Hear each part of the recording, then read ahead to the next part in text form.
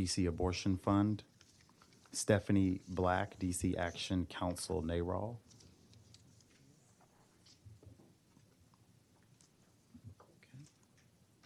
And we will begin on my right, and please state your name for the record. You would just press the, yep, perfect. There we go. Good morning. My name is Steph Black, and I want to thank you for having me on this panel this morning.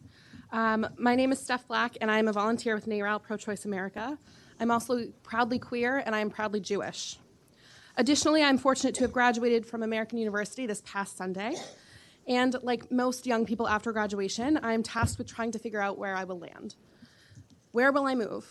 Where will I look for my first apartment, my first job, which I am actively looking for? As much as I have fallen in love with this incredible city, where I have been deeply involved in my communities, I hesitate to say that I will land in DC, knowing there are some serious insecurities on reproductive health within the district. As a young woman, I should have the right to make my own choices about whether or not to become a mother. I should have the right to choose when, if ever, that happens. This is something my faith tradition has taught me. In Jewish law, we are commanded to choose life when contemplating abortion. That is, choose the life of the mother. A fetus is not considered an autonomous being, but simply a part of the woman's body that has no legal standing on its own. This line of thinking is representative of how the overwhelming majority of American Jews think. In a Pew Research study of Jews in the United States, the vast majority support abortion more so than any other religious group. The 2015 study found that 83% of Jewish adults support abortion in all or most cases. This is partially because Jewish law recognizes that the decision to have an abortion, for any reason, is between a woman and her doctor and no one else.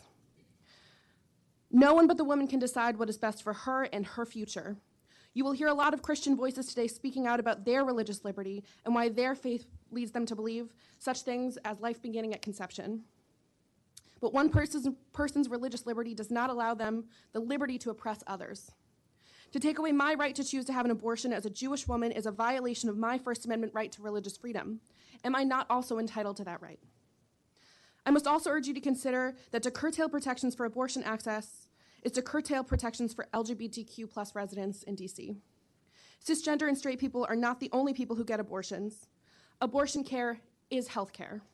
And to deny lesbian, gay, bisexual, transgender, queer, and questioning, and all the other identities, healthcare is discrimination, plain and simple.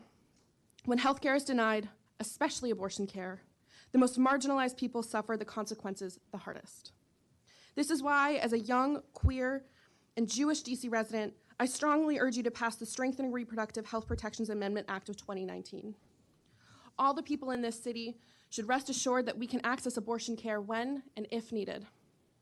And access to abortion care is under threat across the country. From states passing egregious laws all the way to anti-choice judges sitting on the Supreme Court, the right to access abortion as enshrined in Roe v. Wade is under attack. But due to lack of DC statehood and the ability to fully govern ourselves, the freedom of DC's residents to access safe abortion is even more tenuous. I ask you to pass this bill and ensure that no one be punished for choosing to end a pregnancy and to protect those who provide abortions to patients in DC. This is why I am here asking for you, the DC Council, to be a part of protecting my reproductive freedoms as a young woman who hopes to call DC my home. Thank you. Thank you very much.